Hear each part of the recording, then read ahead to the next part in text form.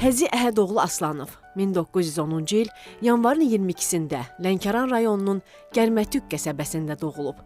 13 yaşında atasını itirən Həzi ailəsinə baxmaq üçün bir müddət kərpic zavodunda fəhlə işləyir. Daha sonra isə Zaqafqaziya Hərbi Hazırlıq Məktəbinə göndərilir. O, Hərbi Hazırlıq Məktəbində oxuduğu zaman qısa müddət də olsa məktəbin Rota qəzetində redaktor kimi işləyir. Həzi Aslanov 1933-cü ildə həyat yoldaşı Xavər xanımla Lənkəranda tanış olur.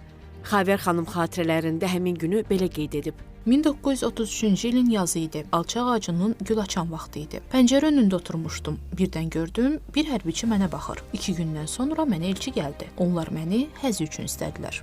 Hara göndərirlər? Ukraynaya. Nə vaxt gedəcəyik? Həzi Aslanov 1933-cü ildə ailəsini də özü ilə Ovruç şəhərinə aparır.